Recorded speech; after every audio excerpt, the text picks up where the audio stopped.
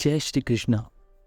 आशा करता हूँ कि आप सभी लोग अच्छे होंगे, खुश होंगे। तो वो आज की कहानी है केस की फीस। पेशे से हम पति पत्नी दोनों वकील हैं। पिछले साल ही शादी हुई है। 2 दिन पहले इत्तेफाक से हम दोनों के पास तलाक के केस आए हैं। और इत्तेफाक ये भी है कि शालिनी के पास उस जोड़े की तरफ से पति का केस है और मेरे पास उसी की पत्नी का। केस स्टडी में मैंने पाया कि दोनों की शादी को 10 साल हो गए हैं, 2 बच्चे हैं, पति का खुद का बिजनेस है, पत्नी हाउसवाइफ है। पति काम के सिलसिले में इधर कुछ सालों से बाहर ज़्यादा रहता है। घर में पत्नी अब सोशल मीडिया पर ज़्यादा एक्टिव रहती है। कुछ मेल फ्रेंड भी बन गए हैं। दोनों एक दूसरे पर शक करते हैं। दोनों में अब बहुत ज़्यादा लड़ाइयाँ होनी शुरू हो गई हैं। दोनों ही साथ नहीं रहना चाहते और किसी भी तरह तलाक लेना चाहते हैं, पर बच्चों को दोनों अपने साथ रखना चाहते हैं। इसी वजह से दोनों ने अपनी तरफ से हम दोनों को वकील रखा है। कल पहले पत्नी गई थी उनके घर और शाम में मैं भी। पत्नी ने भी महसूस किया कि बच्चे दोनों के बगैर नहीं रह सकते। वे बहुत मासूम हैं।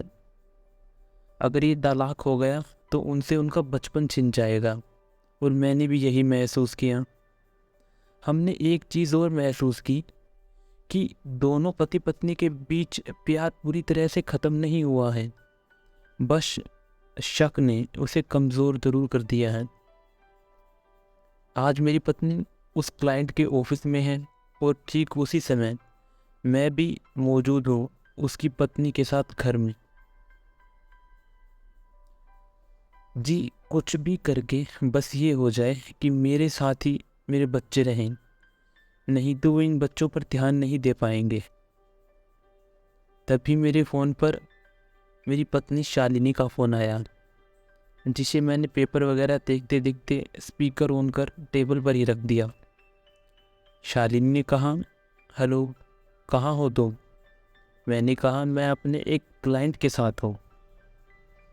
शालिनी ने कहा, अच्छा, और वो तुम्हारी क्लाइंट फिर से कोई लेडी ही होगी, क्यों, सही कहा ना?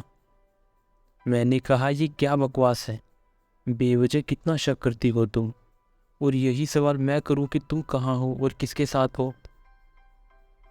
हमने प्लानिंग के हिसाब से एक दूसरे से झगड़े शुरू कर दिए।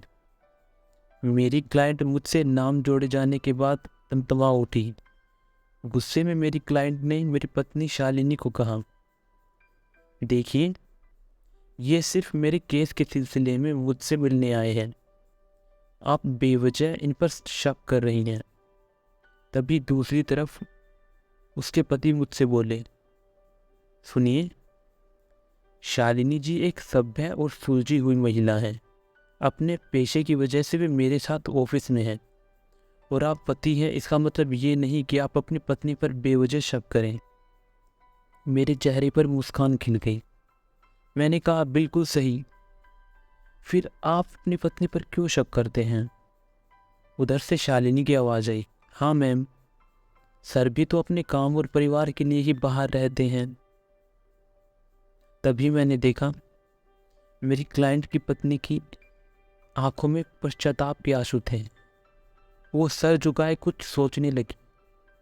तभी दूसरी तरफ से आवाज़ आई, मधु, मुझे माफ़ कर दो, मैंने बेवजह तुम्हें तकलीफ़ दी।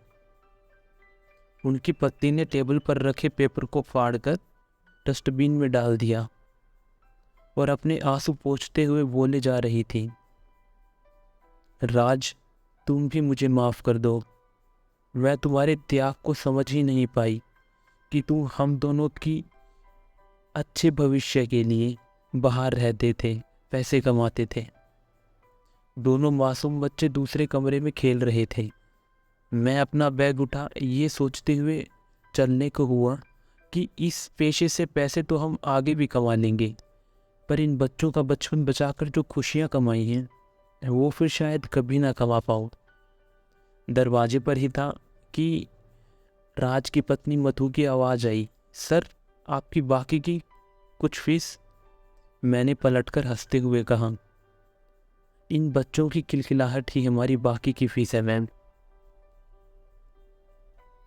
तो ये कहानी बस यही सिखाती है कि जब शक का पर्दा हमारी आंखों के ऊपर पड़ जाता है तो हमें सच भी झूठ लगने लगता है और हम सच को देख ही नहीं पाते हैं और हमें वो चीज़ें नज़र आने लग जाती हैं जो वास्तव में है ही नहीं।